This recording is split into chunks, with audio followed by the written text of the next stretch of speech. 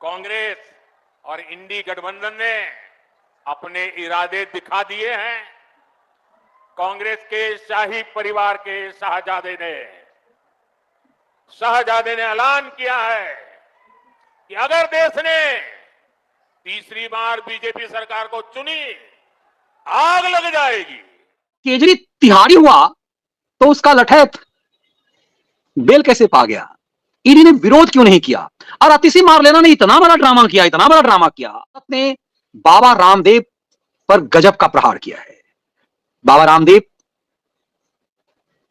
कि हर पक्ष के साथ हम लोग कभी नहीं रहे।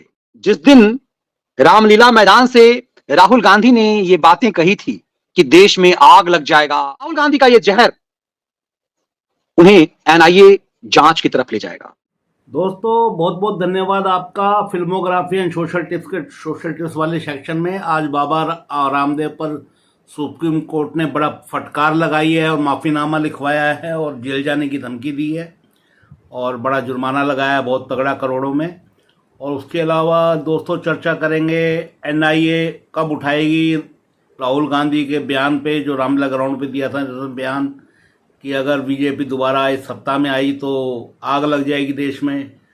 राष्ट्रीय सुरक्षा जांच आयोग को इसकी जांच करनी चाहिए। एनआईए जिसको इंग्लिश में कहते हैं नेशनल इन्वेस्टिगेशन एजेंसी, इसको उठाए, राहुल गांधी के पिछवाड़े पे प्रहार करे। बाकी इसी के चर्चाओं पर आधारित है। मनीष ठाकुर का वीडियो काफ़ी लंबा है दोस्तों, 1 घंटे का लगभग वीडियो, चलो देखना शुरू करते हैं।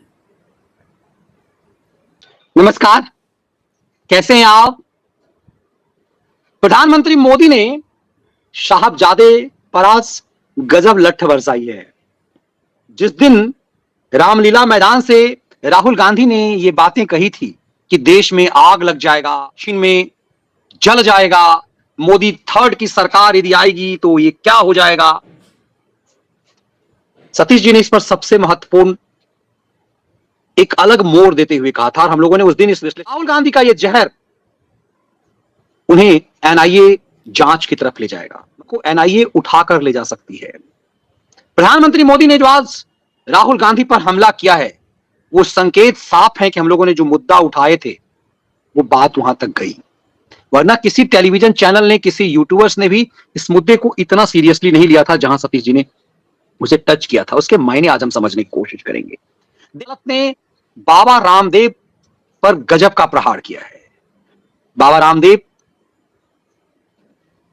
कि हर पक्ष के साथ हम लोग कभी नहीं रहे। चीजें हम लोग भी एक जर्नलिस्ट के रूप में मानते हैं कि उनसे गलतियां हुई, उन्होंने की, लेकिन जिस गलती की सजा रामदेव को दी जा रही है, वो गलती इस देश के स्टारों ने जो टेलीविजन चैनलों पर किया है, उसका क्या, उससे क्या सुप्रीम कोर्ट आंख मूंद लेगा? या फिर रामदेव का सिर्फ भगवा रंग ही देश विरोधियों को भा नहीं रहा, इसीलिए सुप्रीम लठ बरसाई जा रही है रामदेव पर? इसे समझने की कोशिश। केजरी तिहाड़ी हुआ तो उसका लठैत बेल कैसे पा गया? ईडी ने विरोध क्यों नहीं किया? और अतिशी मार लेना ने इतना बड़ा ड्रामा किया। वजह बवाल काटेंगे तो वो खेल क्या था? केजरी की बीवी अब मैदान में आ गई है तो वो पूरा प्रपंच क्या है? इन तमाम चीजों को हम समझेंगे। सतीश जी हमारे साथ जुड़ रहे हैं। सर नमस्कार। नमस्कार मनीष जी, दर्शकों को भी नमस्कार। सर, देश की सबसे बड़ी अदालत से संजय सिंह को बेल मिल गया और कमाल की बात यह है कि केजरी अभी तिहाड़ी हुआ, एक रात केजरी की जेल में बीती कि इधर संजय सिंह बेल पा गया। जिस संजय सिंह को ईडी ने कहा था मास्टरमाइंड है, सिसोदिया के बाद संजय सिंह को कह दिया मास्टरमाइंड है, और माना यह जा रहा है कि संजय सिंह की बातचीत के बाद ही, संजय सिंह से पूछताछ की बाद ही केजरी गिरफ्त में आया है। अब ईडी कह रही है, कोर्ट में ईडी ने कहा कि सरगना है केजरीवाल। इधर केजरीवाल को सरगना कहा, पिछले दिनों जिस संजय सिंह को मास्टरमाइंड कहा, उसके लिए ईडी ने सुप्रीम कोर्ट में उसके बेल का कोई विरोध ही नहीं किया।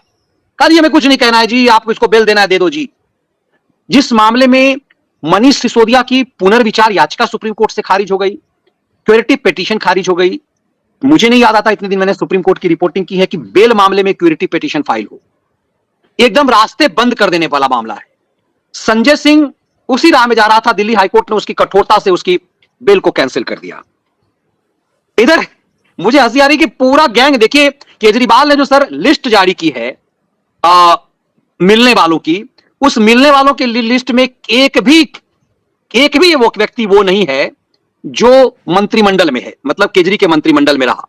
जिस केजरीवाल ने इतनी बड़ी ये कहा कि हम कोर्ट से चलाएंगे, हम तो ये पूरा जो है सरकार हम कोर्ट से चलाएंगे, उस केजरीवाल ने एक जो 6 नाम दिए हैं, उस 6 में एक भी नाम उस गैंग के, मतलब केजरी के मंत्रिमंडल के नहीं है। आप चौंक जाएंगे कि उसमें जो भी नाम है वो सब के सब कौन है, सबके सब वो हैं जो उसके फैमिली से हैं या उसके खासम खास हैं।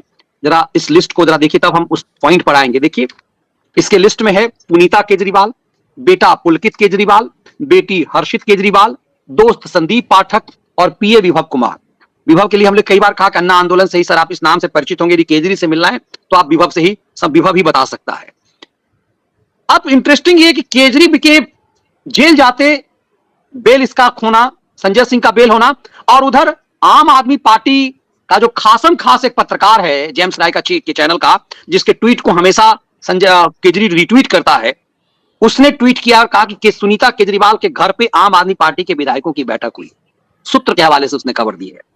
मैंने शाम में उस विश्लेषण को कहा है, वो लड़का चूंकि सुप्रीम कोर्ट कवर कभी करता था तो जानता हूं केजरी का सबसे भरोसेमंद में से है। मतलब केजरी के बीवी के घर पे आम आदमी पार्टी के विधायकों का होना, बैठक होना, संजय सिंह का बेल होना, और इस अतिशी मार लेना का कल ड्रामा करना, 10 बजे खुलासा करूंगा। आपको ये खेल क्या नजर आ रहा है सर? नहीं मनीष जी, इसको लेकर ऐसा नाच रहे हैं वो आम आदमी पार्टी के बेईमान मक्कार और झूठे गजब के, और साथ में कुछ उनके खैराती, और ये जो फिर मैं नहीं चाहता हूं मैं इनका नाम लूं, लेकिन जिक्र आ जाता है क्योंकि ये एक माध्यम है।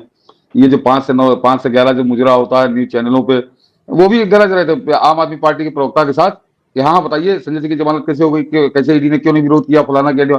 और भाजपा के प्रवक्ता, उनको मैं क्या भकुआ की तरह इधर उधर की बातें कर रहे थे, उनको जवाब दे, पता नहीं भगवान जाने क्या क्या होमवर्क करके नहीं आते हैं, कुछ किसी से बात कर लिया करें, कम से कम जो डंका आदमी हो पार्टी में उससे पूछ लिया करें। मनीष जी, संजय सिंह को जमानत मिली तो ऐसा थोड़ी कि कोई पहली बार संजय सिंह को जमानत मिलना, मैं जरा इसको दर्शकों को एक दूसरा एंगल दे रहा हूं, बिल्कुल ठोस तर्क के साथ दे रहा हूं कि संजय सिंह को जमानत मिलना इस बात का सबूत हो गया, आज एक ठोस प्रमाण हो गया कि शराब घोटाला हुआ और उस घोटाले को मनीष सिसोदिया और केजरीवाल ने मिलकर किया। अभी बताऊंगा मैं क्यों कह रहा हूं कि संजय सिंह को जमानत कोई पहले थोड़ी मिली, जिसका आप लोग जिक्र सुनते हो। विजय नायर को जमानत मिली, वो कौन रेड्डी, शरद रेड्डी को जमानत मिली, दिनेश अरोड़ा को जमानत मिली, इसमें कई लोगों को जमानत मिल चुकी है इस पूरे घोटाले में।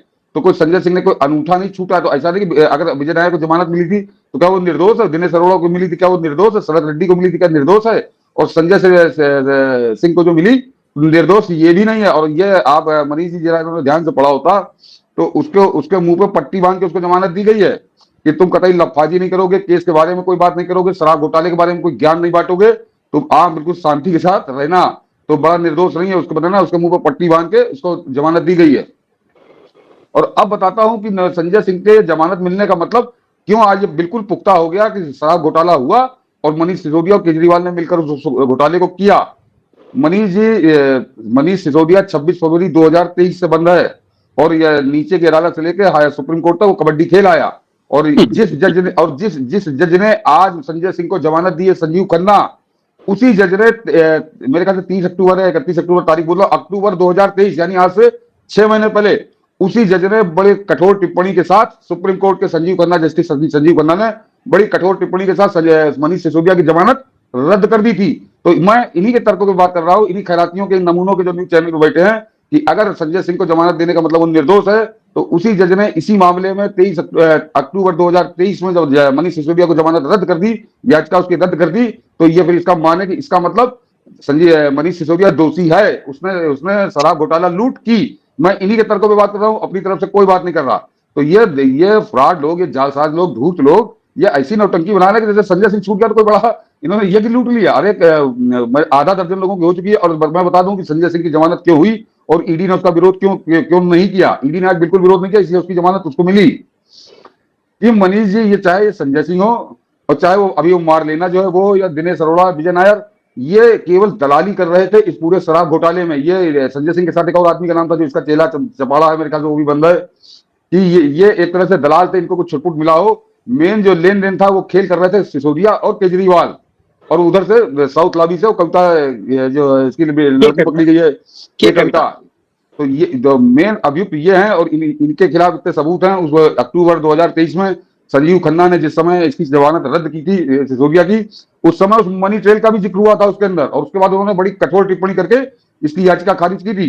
तो ये जो मनी ट्रेल का रोना रो रहे हैं, तो वो उसका जिक्र आज से 6 महीने पहले हो चुका संजीव खन्ना की अदालत में, और ये साफ हो चुका कि सिसोदिया को पिछले 14 महीने से जमानत नहीं है, 26 फरवरी से बंद है, और इसको 6 महीने दे दी गई क्योंकि ईडी ने कहा कि हमें इससे जो जानकारी लेनी थी वो हम ले चुके। और अब बताता हूं मनीष जी, एक और कारण है जो संजय सिंह को जमानत दे दी गई, कि मेन संजय सिंह की, जब तक संजय सिंह हिरासत में रहा उसने वो चीजें उगली कि केजरी पर हाथ डालना ईडी के लिए बड़ा आसान हो गया, क्योंकि ये इनसाइडर ये दलाली कर रहा था उसमें।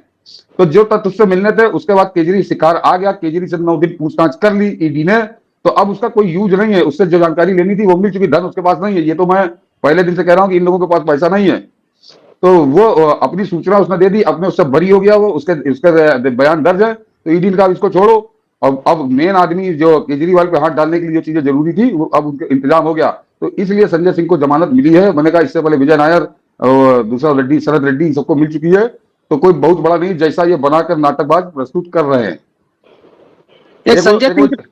संजय सिंह के पास तो साक्ष्य सिर्फ ये है कि उसके पास से पैसे, मतलब उसने पैसे मिले षड्यंत्र में, अब ईडी ने इसीलिए उसको बैक, मतलब षड्यंत्र, मुख्य षड्यंत्रकारी तो अब केजरी बन गया है।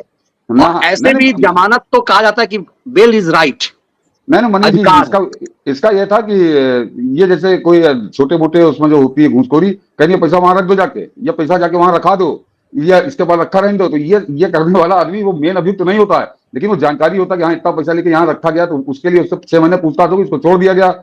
अगर वो मेन अभियुक्त होता तो सिसोदिया के साथ उसी समय पकड़ा जाता, तो उसको उस समय पकड़ा भी नहीं गया था। जरा आप चेंज जोड़िए कि सबसे पहले सिसोदिया पे हाथ डाला जाता है, पहले वो विजय नायर वगैरह पकड़े जाते हैं, वो दिनेश अरोड़ा सबसे करीबी था सिसोदिया का, वो पकड़ा जाता है, और उसके बाद सिसोदिया पकड़ा जाता है। तो दिनेश अरोड़ा ने तो माल सिसोदिया तक पहुंचाया था, फिर सिसोदिया ने आगे कहां ट्रांसफर किया, तो सिसोदिया ने कुछ उगला होगा, कुछ उल्टी की होगी कि उसमें ये लठैत भी शामिल है, इस लठैत के जरिए भी कुछ पैसा ठिकाने लगवाया गया था, तो लठैत को रखा गया, लठैत 6 महीने रहा ईडी के पास, लठैत ने आगे कहानी सुना दी, तो अब ये जालसाज पकड़ में आया केजरी। तो ये कतई इसको मत सोचिए कि संजय सिंह छूट गया तो कोई बड़ा झटका लग गया ईडी को, या बड़ा निर्दोष साबित हो गए। आज संजय सिंह का छूटना ये साबित कर गया कि सिसोदिया और केजरीवाल ने जमकर लूटा है, और उसके पुख्ता सबूत कोर्ट में भी हैं, ईडी के पास भी हैं।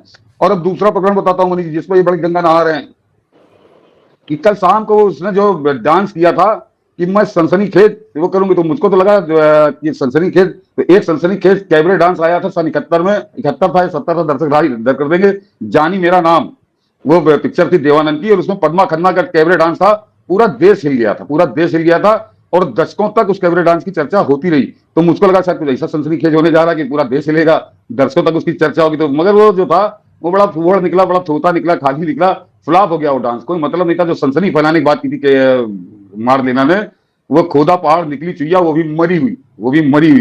तो आज जो उसकी मनीष जी जो मार लेना की जो प्रेस कॉन्फ्रेंस थी, वो भी ये पुष्टि कर रही थी कि शराब घोटाला हुआ और किसने लूटा, ये इस बात की पुष्टि मार लेना की प्रेस कॉन्फ्रेंस में की।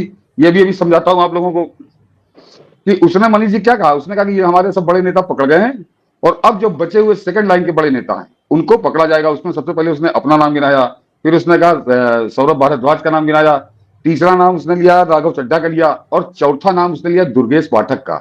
और ये जो दुर्गेश पाठक का उसने चौथा नाम लिया, ये अपने आप में ये पूरी कलई खोल देता है मनीष जी। क्या दुर्गेश पाठक सबसे बड़ा नेता है आम आदमी पार्टी का? वो तो सिवाय प्रवक्ता बनकर जो आता है टेलीविजन पे, उसके अलावा तो मैंने उसकी कहीं कोई भूमिका कभी समझी नहीं।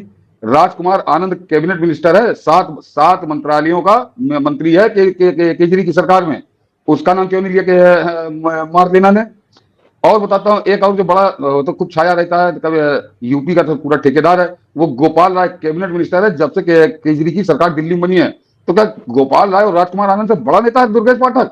लेकिन उनका नाम नहीं लिया मार लेना ने, क्यों? क्योंकि मार लेना को मालूम है कि इस पूरी लूट में किसका क्या रोल है और किसने कौन कौन सी भूमिका निभाई है। तो उसमें दुर्गेश पाठक को जानती है कि जब अभी आगे बढ़ेगी आंच, तो हमारा मीठे का नाम तो ले ही लिया है केजरीवाल ने, हम तो किसी कीमत तो बचेंगे नहीं।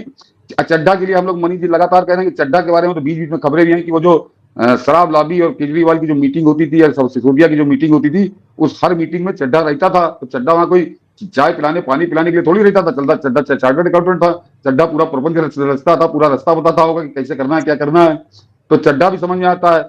मगर जो चौथा नाम उसने जब बड़े नेता के लिए दुर्गेश पाठक कर लिया तो मुझको हंसी आ गई। मैंने कहा आज इसने फिर पोल खोल दी कि कौन अभी जो गिरफ्तार है, उसके अलावा आज जो 4 नाम बताए तो उसने सूची बता दी कि अब शराब घोटाले में नेक्स्ट जो गिरफ्तारी का अभियान चलेगा तो उसमें कौन कौन लोग गिरफ्तार होंगे। उसमें दुर्गेश पाठक का जब उसने नाम लिया तो क्लियर हो गया कि उसको मालूम है कि कौन कौन आदमी इसमें सना है और किसने किसने क्या क्या भूमिका निभाई है, जो ईडी के हाथ उसकी गर्दन तक पहुंचेंगे। मैंने कहा ना कि इसीलिए कैबिनेट मिनिस्टर गोपाल राय या राजकुमार आनंद का नाम ये नहीं ले रहे।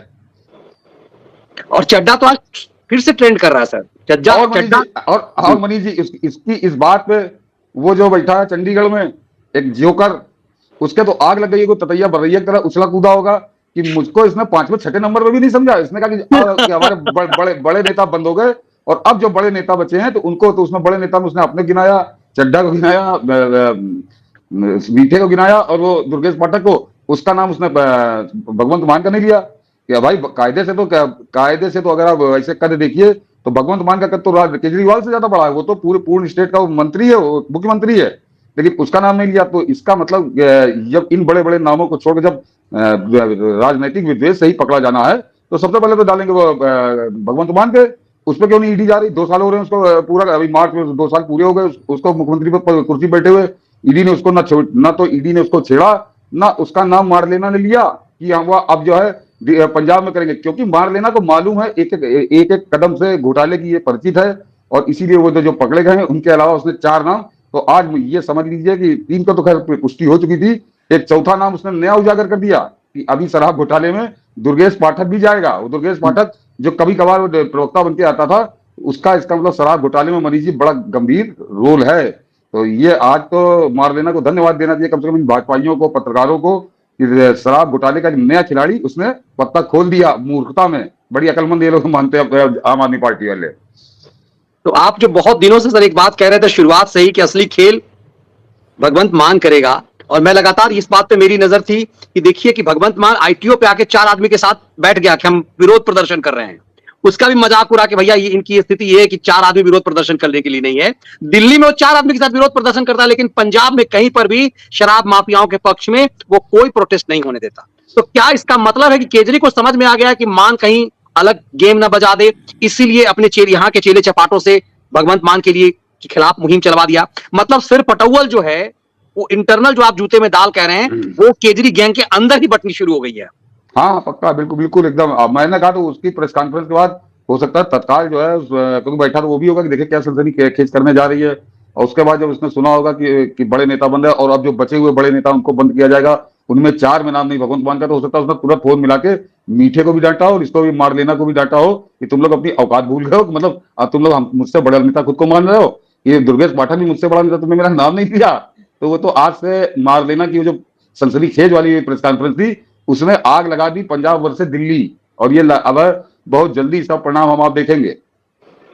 तो क्या आपके नजर में सबसे चालाक जो है चड्डा निकल गया? चड्डा तो निकल दिया विदेश, बीवी को तो भेज दिया यहाँ, लेकिन चड्डा खुद निकल लिया। और चड्डा के साथ साथ आपको याद होगा वो घोर लेफ्टिस्ट जो है जिसने अपने बाप पे ही आरोप लगाया था कि मेरे साथ बाप ही मेरा निपटाया करता था, वो भी महिला क्रांतिकारी, वो भी गायब है। उसको किसी ने ट्वीट किया, टैग कर दिया, तो मैं तो विदेश में हूं, ऐसे कर रही हूं, वैसे कर रही हूं, आऊंगी।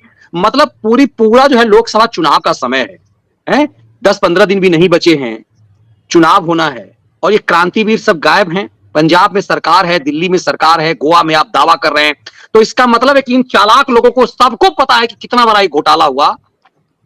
और चड्डा का तो चार्जशीट में नाम भी है। तो इतना सोशल मीडिया पर सबसे ज्यादा ट्रेंड चड्डा क्यों कर रहा है फिर? नहीं मनीष जी, उसको मालूम है। मैंने कहा ना कि इस पूरे घोटाले का एक तरह से मास्टरमाइंड जिसको पूरी जानकारी है, क्योंकि या तो केजरी देखिए वो इनकम टैक्स अफसर रहा है तो वो बारीकियां जानता है इस तरह के लेन देन की, और या फिर वो चड्डा बाकी सब अनपढ़ है, इनका कोई लेना देना नहीं, गंवार टाइप के भौका पागे लूट लिया, लूट लो वाले लोग है, इसको क्या तमीज। सिसोदिया के लिए आज ही आपके भी साथी, आज सवेरे ही उनका फोन आया था। कल आपने मनीष जी उसको प्रोड्यूसर कह दिया था तो वो उस पर आपत्ति जता रहे थे, कह रही प्रोड्यूसर नहीं था, ये जैसे एक छोटा मोटा रिपोर्टर था, डायरी लेके घुमा करता था, इसको कैमरा और माइक तक अलर्ट नहीं किया गया था। कहीं मनीष जी ने गलत बता दिया, मैंने चलिए भाई मैं मनीष जी कह दूंगा। तो ये सब उस टाइप के लोग थे। उसमें केजरीवाल और चड्डा देखिए वो चार्टर्ड अकाउंटेंट है, तो वो जान रहा है केजरीवाल का पकड़ा जाना। मनीष जी खतरे की घंटी इन सबके लिए बज गई है इसीलिए आज मार्लिना ने दुर्गेश पाठक को भी सावधान कर दिया कि तुम भी अपना बुढ़िया बिस्तर बांधो, तुमको भी अंदर चलना है।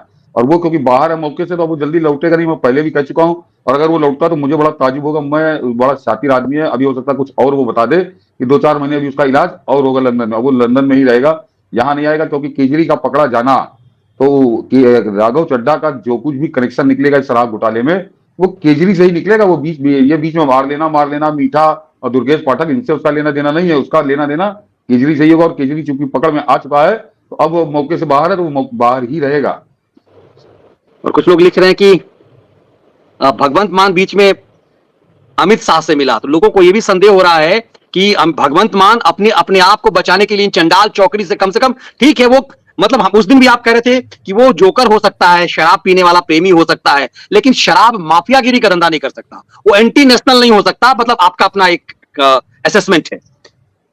तो क्या भगवंत मान को लग गया कि इन चंडाल चौकड़ी के बीच दिखावा तो करना पड़ेगा भाई, आप पार्टी की एक बड़े राज्य में सरकार है।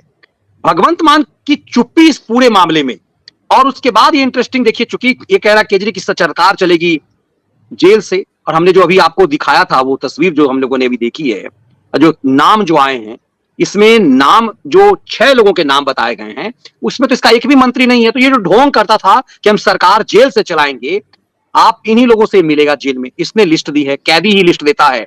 अब ये कैदी नंबर पता नहीं क्या होगा इसका, लेकिन ये बीबी, दोनों बेटा बेटी का नाम दिया, विभव का नाम दे दिया। इसमें ना आर्लिना मार्लिना का नाम है, ना चड्डा का नाम है, ना आपका वो मीठे का नाम है। तो ये लिस्ट, ये तो एक फिर केजरी का एक नए ढोंग को खोल रहा है पूरी तरह से। नहीं मनीष जी, ये सूची जो है बड़ा वायरल हो रही है कि इसने 6 लोग है, 6 लोगों का नाम दिया है। और उसमें एक जो गंभीर मामला है वो कोई इस पे बात ही नहीं कर रहा कि इसमें जो छठा नाम है मनीष जी, वो सबसे महत्वपूर्ण है कि एक और दोस्त, उस दोस्त का नाम क्यों नहीं है इसमें?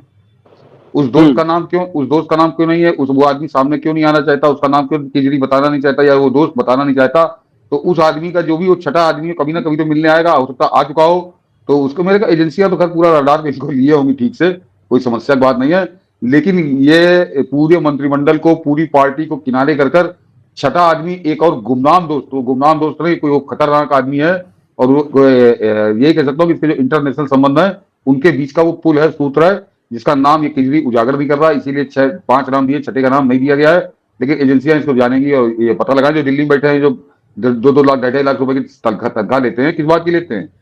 खाली इस बात की लेते हैं कि जागरण ने क्या ब्रेक कर दिया, हिंदुस्तान ने क्या ब्रेक कर दिया, अमर उजाला ने क्या ब्रेक कर दिया, तो उसको नकल करके एक्सक्लूसिव करके चलाना शुरू कर दिया अपने यहाँ कि बिल्कुल एक्सक्लूसिव। पता चला सारे चैनलों पर एक्सक्लूसिव चल रही है, जब ढूंढिए तो सवेरे देखता हूँ जागरण में छप चुकी है या अमर उजाला में छप चुकी है, उसको ये लोग ब्रेक करके चलाते हैं। केवल इसी काम के 2.5 लाख रुपया लेते हैं ये। चलिए, अब ये किस काम के लेते हैं, लेकिन प्रहार सर आज प्रधानमंत्री मोदी ने जबरदस्त किया। मुझे याद आ रहा है कि परसों ही शायद आपने कहा था, जब राहुल गांधी रामलीला मैदान में लोगों ने ड्रामा किया, तो आपने वहां से एक नैरेटिव निकाला कि राहुल गांधी को एनआईए उठा कर ले जाएगी। मैं केजरी के लिए बात कर रहा था कि केजरी का नाम जिस तरह से खालिस्तानी आतंकियों ने नाम लिया है, पन्नू ने नाम लिया कि $17 मिलियन केजरीवाल को दिया गया था, तो इसकी जांच गृह मंत्रालय और पूरी एजेंसी कर रही। आपने राहुल गांधी के उस भाषण को मुद्दा बनाया, और किसी टेलीविजन चैनल ने या किसी यूट्यूब ने राहुल गांधी के उस बयान को इस रूप में नहीं लिया। चर्चा में रहा कि राहुल गांधी ने कहा क्या, लेकिन इसके मायने क्या हैं। आज ऐसा लगा कि शोक, मतलब हम लोग इतना भाई क्रेडिट तो ले ही सकते हैं कि कहीं चर्चा नहीं हुई। आज प्रधानमंत्री ने लगभग वही बात कही जो आपने उस दिन कही थी। पहले जरा इसको सुनते, जो थर्ड टर्म के लिए कहा, साहबजादे के लिए कहा, और वो मजाक के रूप में नहीं कहा, उसको कितनी गंभीरता से उन्होंने लिया है, जरा इसको सुने जाने की जरूरत है।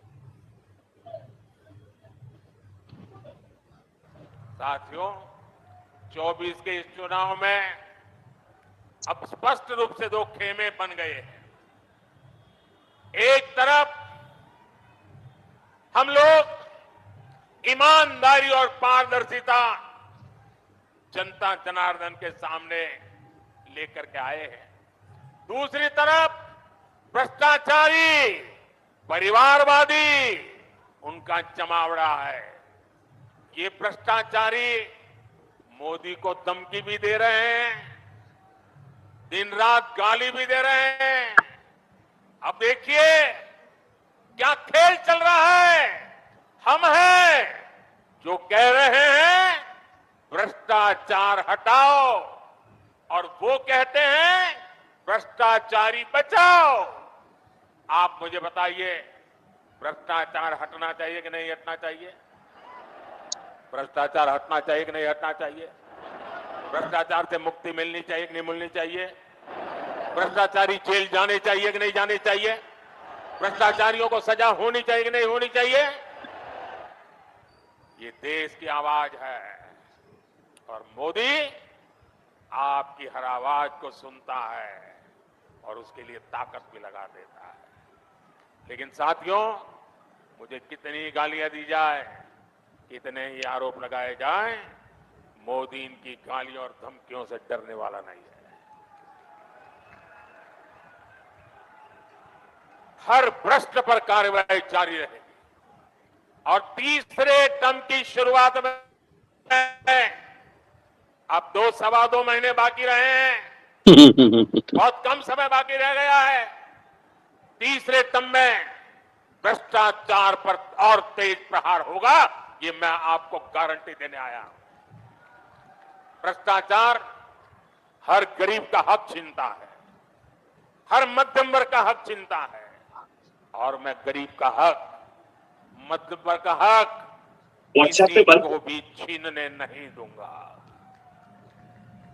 ये मोदी की गारंटी है। ये मोदी की गारंटी है और उन्होंने कहा मोदी आपकी हर आवाज को सुनता है। तो ऐसा लग रहा है सर कि मोदी ने आपकी आवाज को ही सुना है। हम इस पे जरा इसके दूसरे पक्ष को भी जरा सुन ही ले, उसके बाद एक साथ इस पर विश्लेषण करें। कांग्रेस और इंडी गठबंधन ने अपने इरादे दिखा दिए हैं। कांग्रेस के शाही परिवार के शहजादे ने ऐलान किया है कि अगर देश ने तीसरी बार बीजेपी सरकार को चुनी, आग लग जाएगी।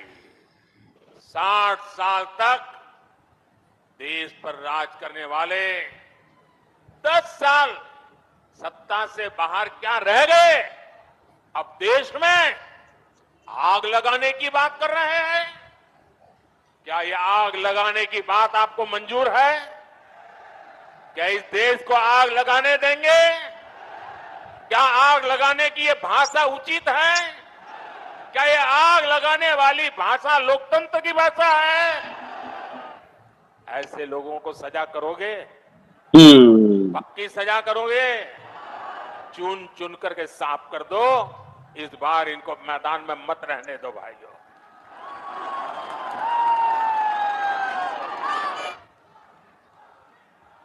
इमरजेंसी की मानसिकता वाली कांग्रेस का भरोसा अब लोकतंत्र पर नहीं बचा है, इसलिए वो अब जनादेश के विरुद्ध लोगों को भड़काने में जुट गई है।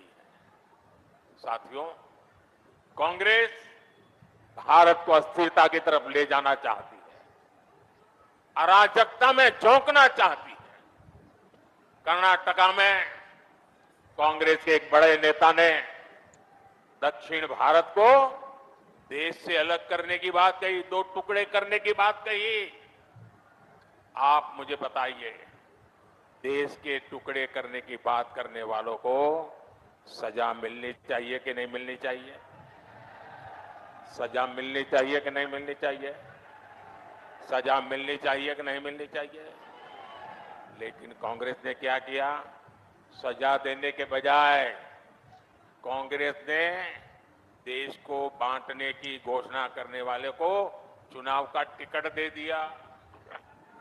उत्तराखंड के लोग भूल नहीं सकते कि इसी कांग्रेस ने देश के वीर सपूत स्वर्गीय बिपिन रावत जी तक का अपमान किया था। ऐसी कांग्रेस से देशभक्ति की भाषा, उनकी देशभक्ति की बातें किसी के गले उतरती नहीं है।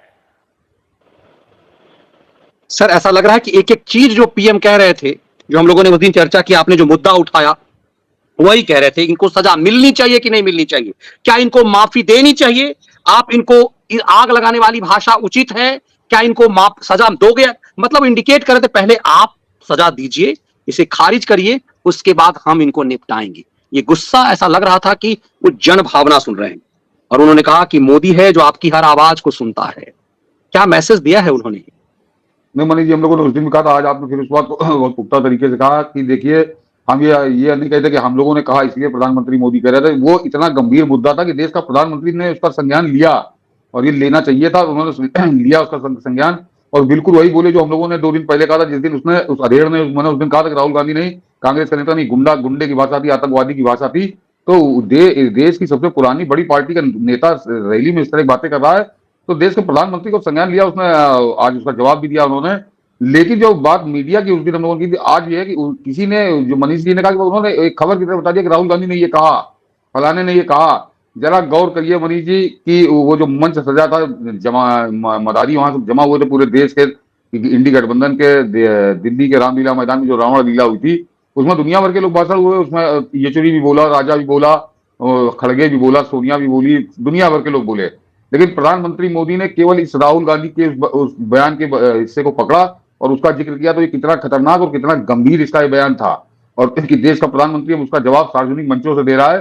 तो फिर मैंने कहा था कि मैं इनका नाम नहीं लेना चाहता, लेकिन इनकी करतूतें आ जाती कि राहुल गांधी को तो हम लोगों ने उस दिन कहा था, प्रधानमंत्री मोदी ने आज फिर कहा कि हमारे यहाँ मीडिया कैसा है, इसका एक उदाहरण आप समझ लीजिए। और उस दिन मनीष जी, बाकी हमारे यूट्यूब में भी किसी ने इसको बहुत गंभीरता से नहीं लिया था, जबकि इसके इरादे बहुत खतरनाक है। अगर प्रधानमंत्री मोदी को राजनीति का करना होता तो खड़गे की खिंचाई करते, सोनिया की खिंचाई करते, लेकिन उस दिन और किसी की नहीं, केवल इसने कहा था। तो ये बहुत गंभीर मामला है, और इसको जो ठीक ठाक जिन्हें आप क्या करेंगे, सुरक्षा सलाहकार हैं सरकार के या प्रधानमंत्री मोदी के, उनकी भी टिप्पणियां आ रही हैं इसके ऊपर। और उसका एक नतीजा और है मनीष जी, वहां का एक जनरल जो है पाकिस्तान का, उसने पूरे वहां बड़ी लंबी चौड़ी डींग हाँकी है कि हमारा मिसाइल सिस्टम यह है। और जो खबर इंटेलिजेंस से आ रही है कि चुनाव के दौरान पाकिस्तान कुछ गड़बड़ करने की कोशिश कर रहा है, तैयारी वो कर रहा है। तो जरा राहुल गांधी के बयान को उससे जोड़कर देखिए कि पाकिस्तान चुनाव के दौरान गड़बड़ करने की कोशिश कर रहा है, और ये कह रहा है देश में आग लगने जा रही है। प्रधानमंत्री मोदी थोड़ा रैली के उसमें थे तो वो गलत उसको बोल गए कि आग लग जाएगी, आग लग जाएगी नहीं, उसने कहा था आग लगने जा रही है, ये सेंटेंस था, यही उसका शब्द था राहुल गांधी का। और अब खबर आ रही है कि पाकिस्तान पूरी तैयारी कर रहा है कि कोई बीच में गड़बड़ की जाए। तो इन लोगों के देशघाती तत्वों से, देश विरोधी तत्वों से कैसे संबंध है, ये आज ये बिल्कुल स्पष्ट हो गया है। और इसीलिए उन्होंने कहा कि एक साथी लिख भी रहे थे अपने सुपर चैट के सवाल के, चुन चुन कर साफ कर दो, ये मोदी का मुख्य लाइन था। ये एक ही लाइन में उन्होंने बहुत बड़ी बात कह दी कि चुन चुन कर साफ कर दो। मतलब वो जनता को कह रहे पहले तुम साफ करो, तुम खारिज करोगे, उसके बाद जब तुम मुझे ताकत दोगे तो फिर इन सबको हम एनआईए से, सीबीआई से और ईडी से ठुकाई कर पाएंगे। ईडी, सीबीआई और एनआईए से ठुकाई मोदी इसलिए कर पा रहे हैं कि जनता ने उनको ताकत दी हुई है, वो ताकत ईडी और सीबीआई वाला दी। तो ये उन्होंने जो कहा कि चुन चुन कर साफ कर दो, क्या वही है जो मैं कहना चाह रहा हूं सर? वही बात, वो मैसेज दे रहे हैं। हाँ, बिल्कुल वही मैसेज है। और उसका कारण है कि ये क्यों नरेंद्र मोदी के खून के प्यासे हो गए हैं, और किसी भी कीमत पर, चाहे देश जलाना पड़े, देश को बांटना पड़े, देश को तोड़ना पड़े, किसी भी कीमत पर नरेंद्र मोदी को हटाना चाहते हैं। तो नरेंद्र मोदी ने इनका फंद तो कुचल दिया है, अब अंतिम संस्कार इनके होना बाकी है। जरा जो आंकड़े हैं उससे समझिए कि आग जब ये शासन करते हैं तो आग अपने आप ही लगाते हैं पूरे देश में। एक आंकड़ा जिस पर ये जब बात करते हैं खैराती, तो उस पर कभी जिक्र नहीं करते कि मनीष जी 2004 से 2014 10 साल का जो यूपीए का शासनकाल था, उसमें कश्मीर के अलावा बात कर रहा हूं, कश्मीर के अलावा देश के अंदर 1200 नागरिकों की जान गई थी आतंकवाद से, टेररिज्म की वजह से। और 2014 से 2024 एक भी नागरिक की जान नहीं गई है, एक भी।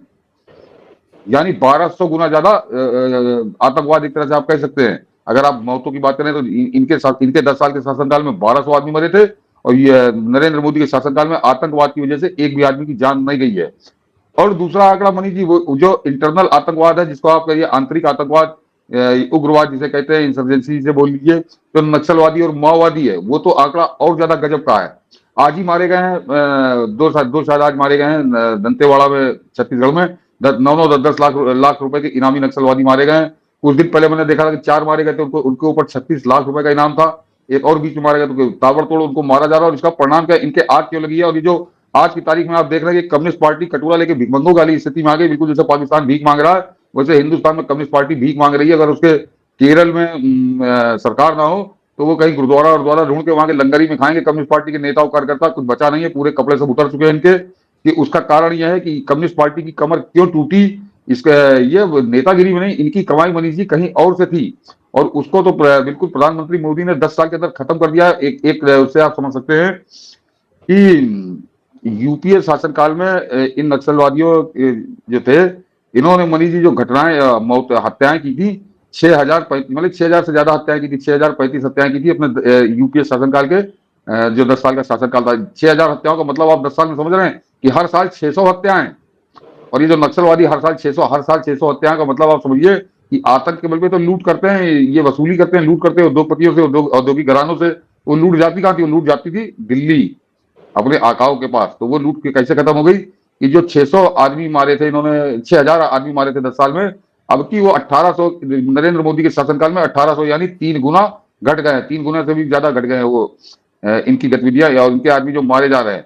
और ये जो मनीष जी एक आंकड़ा और दर्शक समझ लें, जो मणिपुर रटा करते हैं, यहाँ के जो उत्तर प्रदेश के समाजवादी पार्टी का प्रवक्ता जो ठीक से मेरे ख्याल से कुछ तो ऐसे आते हैं जो मणिपुर की स्पेलिंग नहीं लिख पाएंगे, वो भी मणिपुर की जब जैसे कि तुरंत मणिपुर में क्या हुआ, जरा पूरे नॉर्थ ईस्ट का जो हिसाब किताब है वो इनको पूरी तरह से इनको बेनकाब कर देता है, कांग्रेस के मुंह पे कालिक पोत देता है।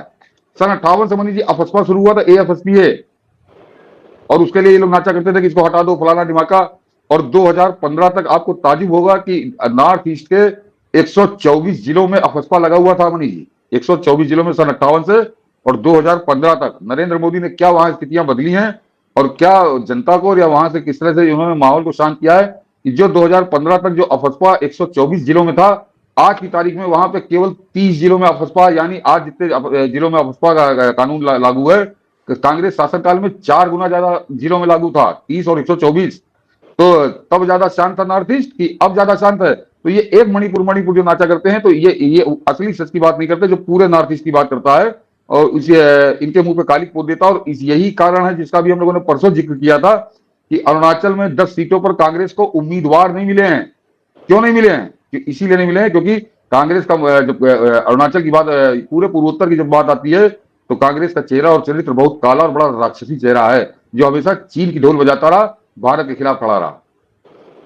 इसीलिए आज तो इन सब की लंका सीजीआई ने भी लगा दी। मैं देख रहा था सीजीआई ट्रेंड कर रहे थे। ट्रेंड क्यों कर रहे थे?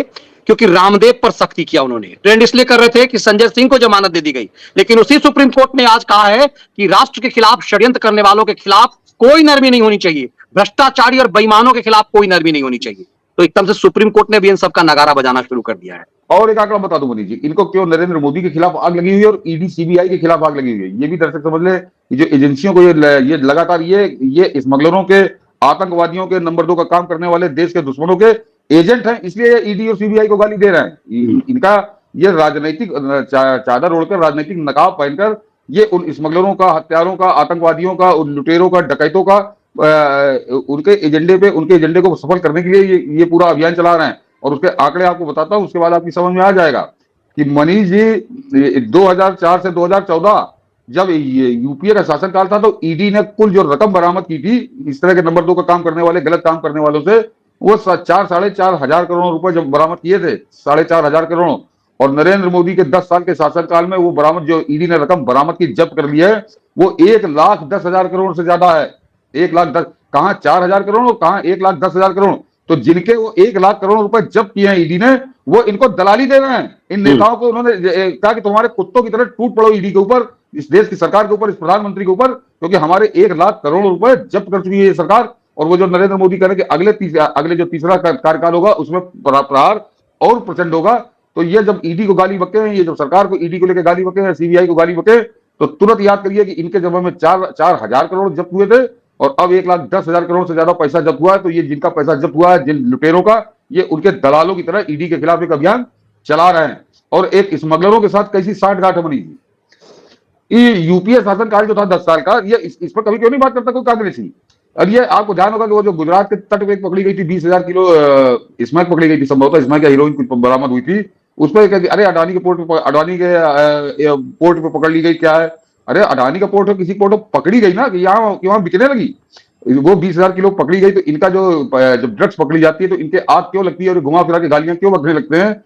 इसको ये दूसरे कनेक्शन से आप समझिए कि कांग्रेस का कितना गहरा कनेक्शन है कि यूपीए के शासनकाल में कुल जो है मनीष जी 2,500 टन ड्रग्स बरामद हुई थी, 2,500 टन जो पकड़ी गई थी। नरेंद्र मोदी के शासनकाल में वो आंकड़ा जो है वो बढ़कर 7200 टन, यानी 7,200 टन से ज्यादा, यानी जितनी ड्रग्स कांग्रेस शासनकाल में पकड़ी गई थी उससे 3 गुना ज्यादा ड्रग्स बरामद की गई है इस 10 साल के शासनकाल में। तो वो जो ये स्मगलरों पे जो डंडा चल रहा है, तो उनको तो एक एजेंट चाहिए ना कि सरकार के खिलाफ चिल्लाओ, ईडी के खिलाफ चिल्लाओ, सीबीआई के खिलाफ चिल्लाओ, नारकोटिक्स डिपार्टमेंट के खिलाफ चिल्लाओ। तो ये जब एजेंसी को गाली देते हैं, और आप गौर करिए, दर्शकों को मैं कहूंगा कि अगर आप टेलीविजन वाली डिबेट देखते होंगे तो ये छूट से पहले मोदी को गाली देते हैं, और उसके बाद दूसरा निशाना इनका एजेंसियां, ईडी ऐसी है, सीबीआई ऐसी है, एनसीबी ऐसी है। तो ये पहले नरेंद्र मोदी को देकर अपनी खींच मिटाते हैं, और उसके बाद जब एजेंसी को गाली देते हैं तो ये स्मगलरों, लुटेरों, देशद्रोहियों उनकी ड्यूटी निभाते हैं कि भैया देखो, हमने उनको बताते हैं फोन करके, आज देखना प्रोग्राम, हमने गाली दी थी ईडी को, अब तुम्हारा पैसा डूब गया, उसके लिए हम जिम्मेदार नहीं, लेकिन हमने ड्यूटी कर दी, हमारी किस्त भेज देना। ये इनका खेल, यही इनका खेल है। चूंकि पूरी तरह से हताशा है, इसीलिए अब ईवीएम मशीन पर, चूंकि सब जगह से हार गए, तो फिर एक गैंग जो है सर, वो ईवीएम मशीन पे कूद गया। वो पारा गैंग, वो पूरा जो आपका जलील अंजुम, पूरे गैंग ने ये कह दिया कि ईवीएम में गड़बड़ी है, जर्मनी में ईवीएम नहीं होता। और एक पूरा और आठा राठी जो है इन लोगों का गैंग का, वो सरगना जो जिसको जर्मनी में रखा है इसीलिए गया है, उसने वहां से नैरेटिव चलाना शुरू किया। फिर चंपुओं के गैंग ने, मतलब ये हार की हताशा साफ दिख रही है। और इसीलिए अब इन सबको उम्मीद है कि सुप्रीम कोर्ट कुछ कर दे। तो आज सुप्रीम कोर्ट ने जब संजय सिंह को जमानत दी, बाबा रामदेव पर प्रहार किया, तो इस सब की बातचीत खुल गई। आप पिछले दिनों सर रामदेव पर जब एक विश्लेषण हम लोगों ने किया था, तो आपने कई सवाल उठाए थे कि रामदेव ने जो एक तरह से अपनी दवा की, जिस ढंग से मार्केटिंग की, अपने लक्ष्य से थोड़ा भटके। लेकिन इस बात से कतई इनकार नहीं किया जा सकता कि रामदेव ने योग की परंपरा को इस देश में एक नए सिरे से शुरू किया। रामदेव ने भगवा पहन करके और सनातन को लेकर के एक नया नैरेटिव गढ़ा। क्या सुप्रीम कोर्ट में जो उस रामदेव के ऊपर प्रहार हुआ, वही चीज, जो चीजें रामदेव के वकीलों को कहना चाहिए था सुप्रीम कोर्ट में, जिस चीज के लिए वो टेलीविजन चैनल पर शाहरुख खान से लेकर अमिताभ बच्चन तक, ये तमाम लोग तो इसी ढंग की चीजों को जहर बेचते हैं। अरे बकौल जी कह रहे कि नमस्ते सर, यह बाबा रामदेव के वकील की योग्यता है कि आयुर्वेद को आज उसने लज्जित कराया, और रामदेव से माफी मंगवाने के बजाय तथ्यों पर बहस करने के लंपट वकील। मतलब लोगों की शिकायत वही है जो आप और हम अभी आपस में जो हम लोग बात कर रहे थे, कमोबेश वही है। रामदेव को लेकर के मैं देख रहा हूं कि भारत द्रोही, सनातन द्रोही एकदम से एकाएक पूरी तरह से खुश हो गया है कि रामदेव के ऊपर सुप्रीम कोर्ट ने लठ बरसा दिया।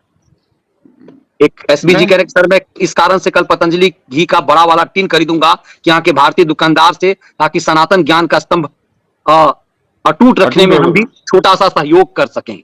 जी ना, मैं रामदेव का बड़ा कटु आलोचक रहा हूँ। उनकी हरकतें जिनकी मैं आलोचना करता था, आज उसका परिणाम उनको भोगना पड़ रहा है, आज उसी का परिणाम उनको भोगना पड़ रहा है। लेकिन रामदेव के साथ जो हो रहा है वो गलत हो रहा है। ये क्योंकि मैं आलोचना उनकी मुद्दों पे करता था, मेरी कोई दुश्मनी उनसे नहीं है। और आज जो कुछ सुप्रीम कोर्ट में हुआ, या इससे पहले भी जिस दिन हुआ था, वो रामदेव के साथ बड़ा गलत हो रहा है। क्योंकि मैंने जो पढ़ा ट्विटर में, या जो बाद में अलग अलग वेबसाइटों ने लिखा, तो कोर्ट ऐसा आग बबूला हो गया रामदेव के माफी मांगने के बाद, जैसे कि बिल्कुल रामदेव और बालकिशन को फांसी चढ़ा दिया जाएगा। और याद करिए, मैं क्यों कह रहा हूं कि रामदेव के साथ गलत हो रहा है, ये वही सुप्रीम कोर्ट है जिसने प्रशांत भूषण ने जब कहा कि हम माफी नहीं मांगेंगे, तो इस कोर्ट ने कहा अच्छा फिर 1 रुपए तुम पे जुर्माना हम लगाए देते हैं। ये जरा फर्क देखिए कि रामदेव को जेल भेजने पे आमादा है, अगर जबकि रामदेव लिखकर हलफनामा लगाकर माफी मांग रहे हैं, तो उनको कह रहे नहीं नहीं, अभी अभी फिर आओ तुम लौट के, उसके बाद भगवान जाने जेल भेज देंगे, क्या करेंगे।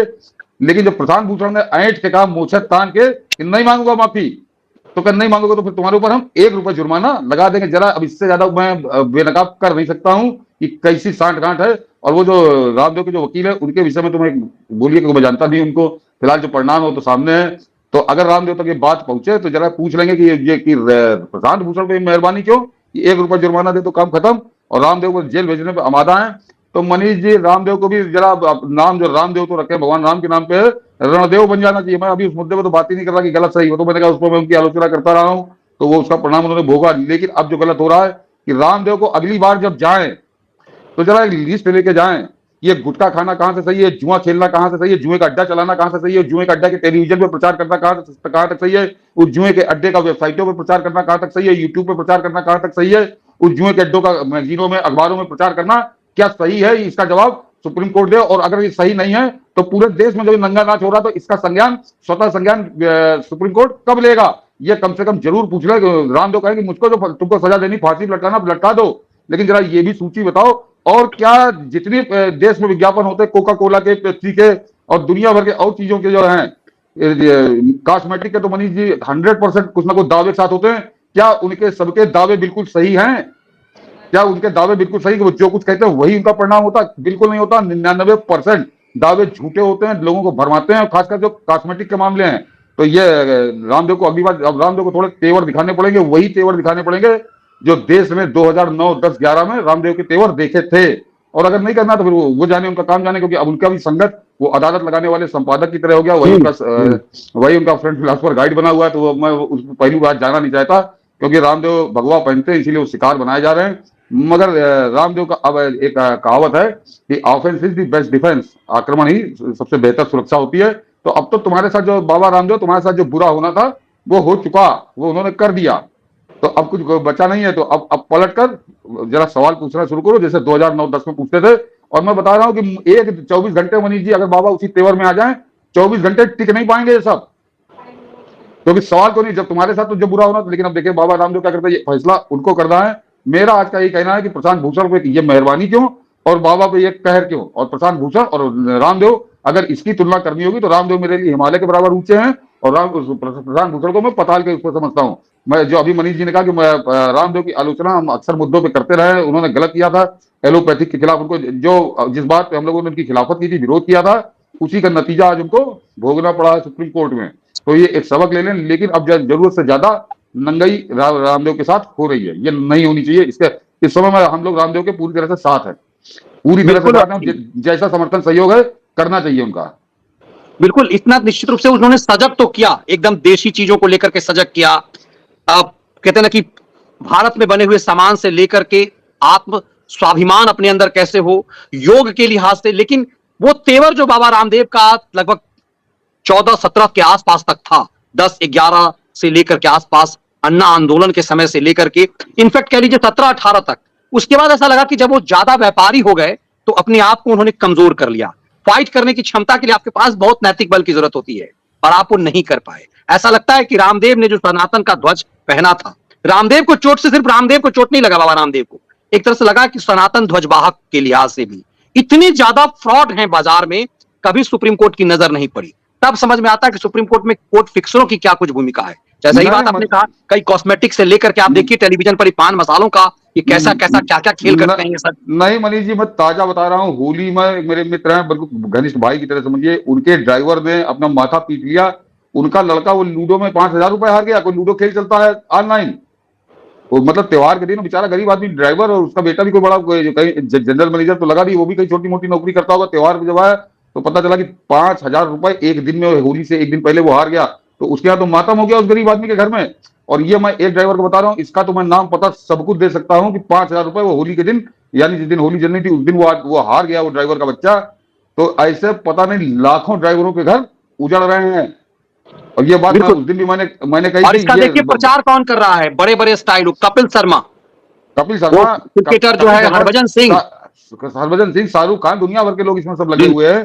तो उस दिन भी हम लोगों ने कहा था और अगर बात पहुंचे सरकार तक तो जरा सर्वे करा लीजिए। एक उदाहरण मैं दे दूंगा कि कैसे हारा, कि लूडो में 5,000 रुपए वो बच्चा हार गया।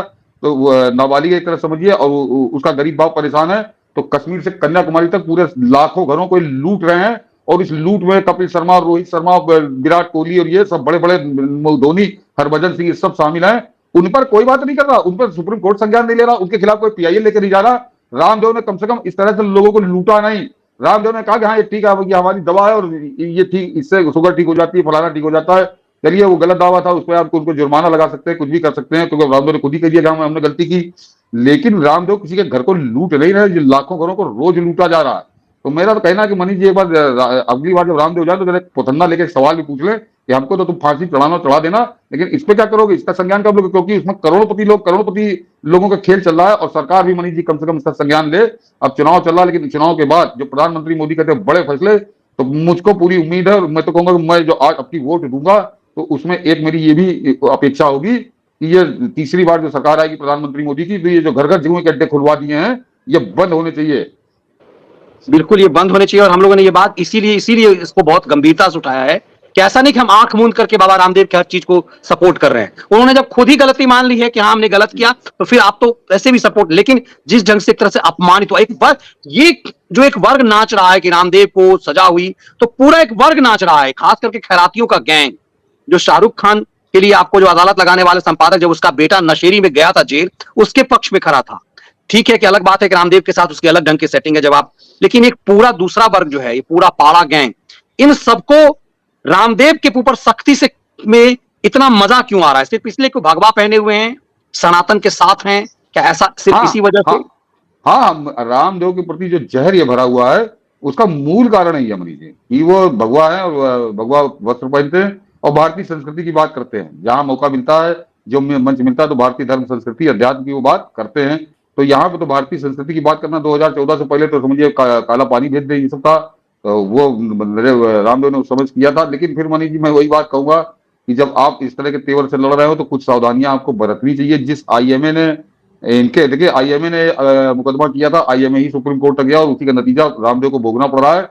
लेकिन मैं फिर कह रहा हूं कि रामदेव को पुराने 2009 के तेवर लाए, अन्यथा रामदेव समाप्त हो जाएंगे। जिस तरह से इसमें उनको हार का मुंह देखना पड़ा है कि ये आईएमए जो अड्डा है, गिरोह है, लूटने का, लोगों को जिंदगियों के नाम पर लूटने वाला डॉक्टरों का गिरोह, ये 1000 काम ऐसे करता है जिस पर इनके ऊपर मुकदमे एक नहीं 10,000 मुकदमे हो सकते हैं, पूरे देश में हो सकते हैं। जरा पलट के वार करो, तो पलट वार अगर आप करेंगे रामदेव, तभी आप बचेंगे, अन्यथा ये अब आपको निपटा देंगे। हम लोग बोल सकते हैं, बतिया सकते हैं, लेकिन पहल आपको करनी पड़ेगी।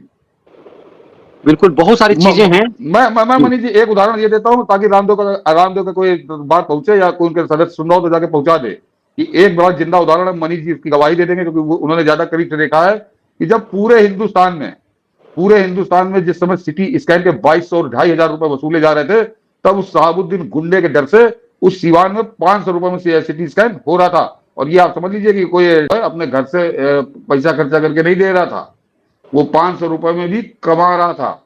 तो सीवान में 500 रुपए में जो सिटी स्कैन होता था, वो पूरे देश में 2200-2500 रुपए लेते थे। और मैं अपना बता दूं मनीष जी, मुझे एक बार जरूरत पड़ी थी तो क्योंकि एक डॉक्टर थे, मित्र थे, कहने हम लाओ हम दस्तखत किए दे रहे हैं, जबकि सिटी स्कैन उन्होंने दस्तखत कर दिए थे तो उसने 1200 रुपए सीधे कम कर दिए थे। यानी जो 2500 का था उसमें 1300 रुपए मुझे देने पड़े थे। तो ये जो कमीशन खोरी चले, ये आईएमए कब देखेगा इसको? तो जरा इसके ऊपर भी चले जाएं। तो मैंने कहा ना कि बाबा रामदेव के तो एक विज्ञापन की बात हो रही थी, इनका तो हर अंग टेढ़ा है, जहां उंगली रख दीजिएगा वहां से टेढ़े हैं ये। एक एक दवा जो 5 रुपए की होनी चाहिए वो 5-5 हजार की बिक रही है। और बड़े बड़े डॉक्टर बताते हैं कि किस तरह से मेडिकल कंपनियों के साथ सांठ-गांठ है। ये इस देश की इस देश के प्रधानमंत्री ने वायदा किया 3rd टर्म में हम मेडिकल सिस्टम में हम सुधार करेंगे। मुझे लगता है सबसे ज्यादा सुधार की जरूरत यदि है तो मेडिकल सिस्टम में, जो 2 रुपए की दवा 2000 में, 2000 की दवा 50,000, 5-5 लाख में महंगे जो बड़ी बड़ी बीमारियां हैं उसमें लूट मचाई जाती है। और डॉक्टर्स बताते हैं कि इसकी कीमत इतनी है, लेकिन हम लोग भी मजबूर हैं। तो ऐसा सिस्टम जो है वो काम कर रहा है इस देश की सुप्रीम कोर्ट पे, कि उस पे नजर नहीं है कि आम आदमी उसमें कैसे तबाह हो रहा है। लेकिन रामदेव जो इतना बेहतर कई मायने में काम कर रहे हैं, उसको लेकर उनकी परेशानी है। सर, जाते जाते एक सवाल आपसे किया जा रहा है कि मैं भी अभी जब आप कह रहा था तो कुछ लोग सूत्रों से खबर चला रहे हैं कि केजरी ने नाटक करना शुरू कर दिया, तिहाड़ में को बीमार हो गया, उसकी जो शुगर लेवल बढ़ गई है, कंट्रोल वो हो रहा है, नौटंकी शुरू हो गई है। साहब कह रहे हैं कि कंपेट्रियोट कह रहे हैं कि सर प्रणाम, क्या दिल्ली में जूते में दाल बटेगी? आप ही से पूछ रहे हैं कि चूंकि आप ये जो संजय सिंह जो आया है, इधर मार्लिना का जो नाटक शुरू हुआ है, उधर केजरी की बीवी जो घर में आम आदमी पार्टी, मतलब किस अधिकार से आम आदमी पार्टी के विधायकों की बैठक ले रही है, तो क्या सचमुच सर जूते में दाल बटनी है? नहीं, दिल्ली में बिल्कुल नहीं उठेगी। दिल्ली में हम लोग उस दिन इसको डिस्कस कर चुके हैं कि दिल्ली में जो जूते में दाल बांटने की जिनकी क्षमता थी, उनको सबको केजरी ने पहले ही बाहर का रास्ता दिखा दिया है। ये सब बौने लोग हैं, एड़ियां उठाए पंजों पे खड़े हैं, बौने ये समझते हैं वो सबसे बड़े हैं, इनके लिए कविता है, तो इनकी औकात नहीं। लेकिन हाँ, जूते में दाल बटेगी, लेकिन वो पंजाब से बटेगी, पंजाब से बन के आएगी, पंजाब से चल के दिल्ली आएगी, वो बटेगी दिल्ली में जूते में दाल, लेकिन वो दिल्ली की नहीं होगी, पंजाब से आएगी। जरा थोड़ा सा इंतजार करिए, थोड़ा सा इंतजार कर लीजिए, पंजाब से बटेगी जूते में दाल निश्चित रूप से। और सही बात है कि ये जो पंजे पे जो खड़े हैं, हम लोगों ने लगातार कहा कि सोचिए वो टकले का, उसकी औकात क्या थी एक टेलीविजन चैनल में, वो दिल्ली का चीफ मिनिस्टर, डिप्टी सीएम बन गया, ये मार लेना, पार लेना, गार लेना, चड्डा पड्डा, मतलब ये लेवल हो गया इन लोगों का एकाएक। तो निश्चित रूप से आप जब औकात से ज्यादा जब आपको मिल जाती है, एक बार सोचना चाहिए कि क्यों औकात से ज्यादा मिल जाती है। तो केजरी ने क्यों निकम्मों की फौज बनाई जेल भेजने के लिए ही, ताकि वो अपना खेल कर सके। लेकिन कहते हैं ना, कानून के हाथ लंबे होते हैं और हर अपराधी अपना सबूत छोड़ के जाता है। केजरी बिल्कुल। अब नए बहाने बनाएगा, उसी ढंग से गिराएगा जैसे हमेशा लोग बीमारी के, जैसे सत्येंद्र जैन गिराया, जैसे संजय सिंह। जमानत के लिए केजरी को गिराना अपने स्वास्थ्य के आधार पे ही पड़ेगा, तब समझिएगा कि क्या खेल हो रहा है जी। नहीं, बिल्कुल यही बात है। देखिए, केजरी तो मुझको नहीं लगता अभी बाहर आने वाला। केजरी लंबे समय के लिए अंदर गया है, और इसीलिए मैं कह रहा हूँ कि वो जूते में दाल बटेगी, थोड़ा इंतजार कर लीजिए। मेरे ख्याल से पंजाब का चुनाव निपटते, पंजाब में मैंने देखी नहीं तारीख क्या है, एक ही दिन में चुनाव है, ये तो मुझे मालूम है, चरण नहीं है, तीसरे या चौथे, जैसे ही पंजाब का चुनाव खत्म होगा, वो सिख सरदार भगवंत मान सिंह मान वो अपने रंग में आ जाएगा। देखते जाइए आप, चुनाव तक इंतजार करिए जहां तक पंजाब का चुनाव समाप्त हो जाए। चलिए, तो मतलब जूते में दाल पंजाब से बटनी शुरू होगी, हाँ, तो इसका इंतजार कीजिए। बहुत बहुत धन्यवाद वही सर। वही बनेगी, यहाँ आके बटेगी, वो बनेगी भी वहीं पे, वो लेके वही आएगा, बना के बांटेगा यहाँ पे। वही बांटेगा, बनाएगा भी वही, बांटेगा भी वही। अब हाँ, जेब हाँ, उसके हाथ में है। हाँ, तो चलिए, वो अपने स्टाइल में बांटेगा सर, उसका बांटने का तरीका भी अलग है, वो हाँ, अपने स्टाइल में हाँ, बांटेगा। बहुत बहुत धन्यवाद सर। वंदे मातरम। वंदे जय हिंद। मातरम, जय हिंद। तो दोस्तों, 1 घंटे की डिटेल पोस्टमार्टम रिपोर्ट आपने देखी, जिसमें इन्होंने संजय सिंह की बेल पर फोकस किया है, और रामदेव स्वामी रामदेव जैसे ढोंगी बाबा पर जो जुर्माना हुआ है, किस कारण से हुआ है और क्यों फटकार पड़ी है, और क्यों सुप्रीम कोर्ट ने उनकी गर्दन दबाई है और अगली डेट पर माफ़ी मांगने के लिए हलफनामा जारी करने के लिए कहा है, वरना जेल में जाने की धमकी दी है। उसके अलावा ईडी ने क्यों संजय सिंह की बेल डिनाई नहीं की और क्यों उन्होंने अपोज नहीं किया, और बाकी शराब घोटाले में किस किस को अब तक बेल मिल चुकी है, जिसमें शरद रेड्डी है, विजय नायर है, और भी अन्य लोग हैं। सारी डिटेल से वर्जन दिया है। उसके अलावा एनआईए की संभावित जांच राहुल गांधी के खिलाफ हो सकती है, केजरीवाल के खिलाफ तो होनी ही चाहिए, क्योंकि पाकिस्तान के पन्नू ने जो बोला है वो इस वीडियो में नहीं है, पिछली वीडियो में मैंने बताया था। लेकिन रामला ग्राउंड पे जो गरजा है ये राहुल गांधी, जो इसने विदेशी ताकतों का मिलाप होने का इसने इशारा किया है अपने ऊपर ही, तो एनआईए को इसमें अब इंटरफेयर करना चाहिए, या सुप्रीम कोर्ट स्वतः ज्ञान लेना चाहिए मेरे हिसाब से, हाई कोर्ट या सुप्रीम कोर्ट को। क्योंकि इसने रामला मैदान में 20,000 की भीड़ में इसने ये लफ्ज़ बोले हैं कि अगर बीजेपी तीसरी बार आएगी तो देश में आग लग जाएगी। इसको कैसे पता आग लग जाएगी?